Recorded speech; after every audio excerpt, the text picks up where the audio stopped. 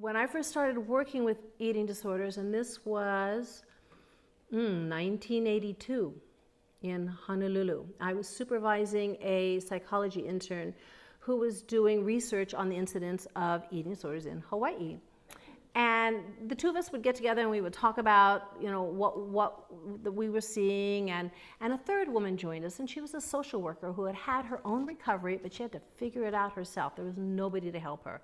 So the three of us would get together and talk about what we were seeing, and every time we got together, we'd say, this is a real problem here. There should be a center for this. After we said it for about the fifth time, we looked at each other and we went, okay, here we are.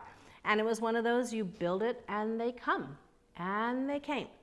Girls and women of all ages, all sizes, all ethnicities, all different kinds of struggles with eating and their bodies. And no guys. Back in those days, now that's starting to change. But back then, no guys showed up. And the thing that intrigued me the most was, because we're just trying to figure this out. Remember, bulimia didn't even get diagnosed until 1980. So the field was really quite new. And so what I wanted to know was, first of all, why is it females showing up?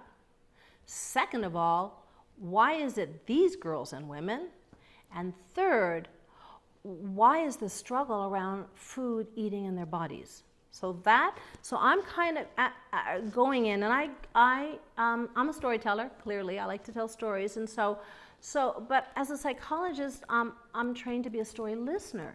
So I thought, all right, I'm gonna listen as carefully as I can, not with these ears, but with my inner ear, to see if I can find what's the common denominator, what's the common thread that connects all these girls and women with their very diverse backgrounds.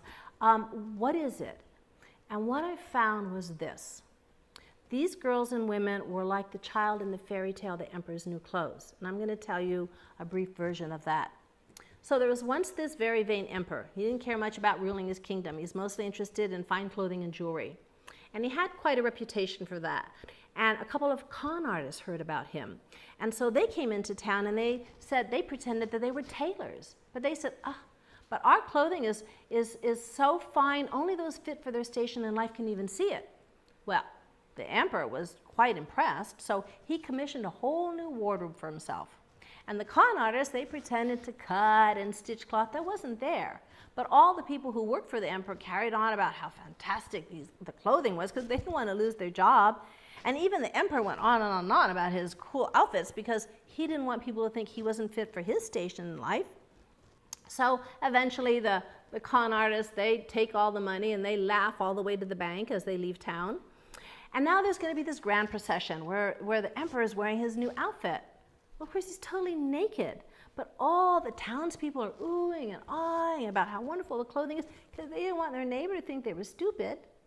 But there was a child in the crowd that said in a very loud voice, "But Mommy, the emperor has no clothes on at all." And when this child spoke, it created a ripple throughout the crowd, and everyone saw the emperor for the fool that he was. So what I was starting to see is that these girls and women who struggled were like the child in the story, in that they had an uncanny ability to perceive subtle realities. What I mean by that is they could read between the lines. They could see the bigger picture. They could sense hypocrisy. They could tell when things were not okay, even if everyone around them said things were just fine.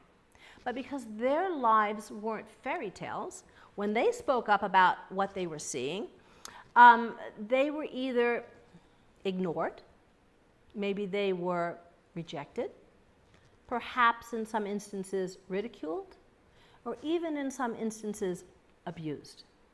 So what had to happen is they had to find some way to dim their light, to diminish this capacity to perceive subtle realities, because what every child wants more than anything else in the world, what all of us want more than anything else in the world, is a sense of belonging.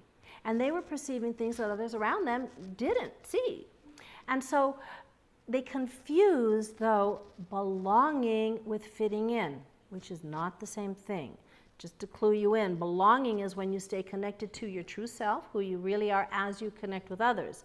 Fitting in is when you abandon yourself to look like and act like and think like and feel like how you think others want you to look and act and think and feel.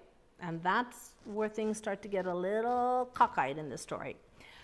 But remember, so here you have somebody that is very emotionally sensitive and highly, highly intuitive, what I call thin skin, which as far as I'm concerned, not only is there nothing wrong with being thin-skinned, I believe our world would be in a lot better shape if more of our world leaders were thin-skinned, because there comes a level of compassion and empathy that is so needed, so valuable.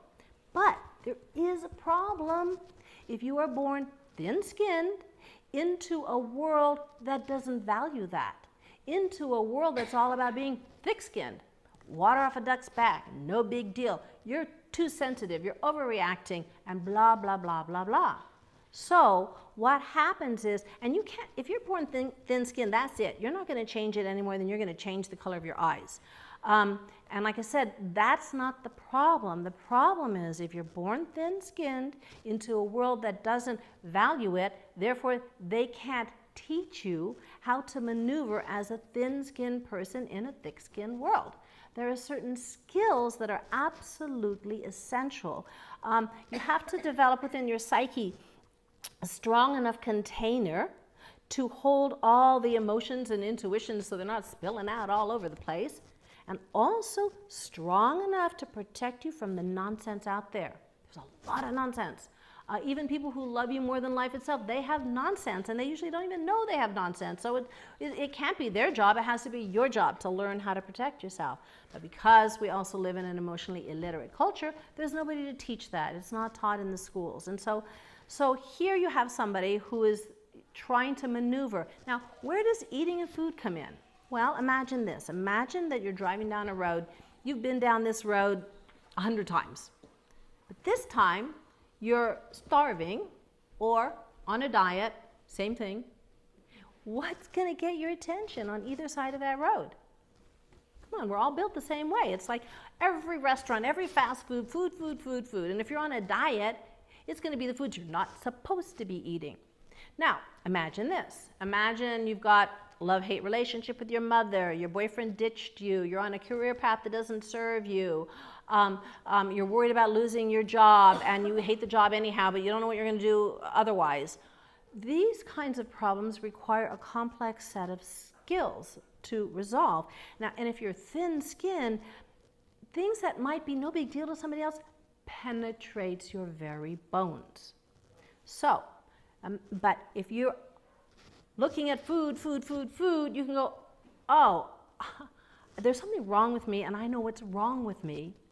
I like food too much, or I'm too fat. Now, as painful as that is, and that is incredibly painful to feel like you're too fat, at least there's relief in knowing, I know what's wrong with me. This is the problem. Too fat, lose weight. Too fat, lose weight. Too fat, lose weight.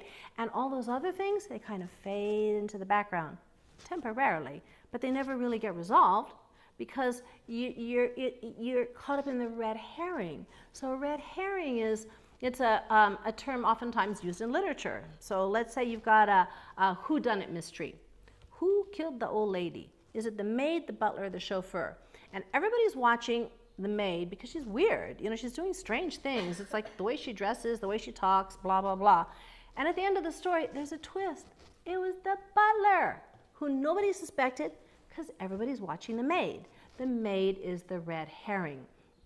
And so what happens with eating disorders, the food and the fat becomes the red herring because everybody starts thinking that's the problem, and but because the real issues never get resolved, the tension, the feeling like there's something that's not okay with me, there's something wrong with me, never goes away.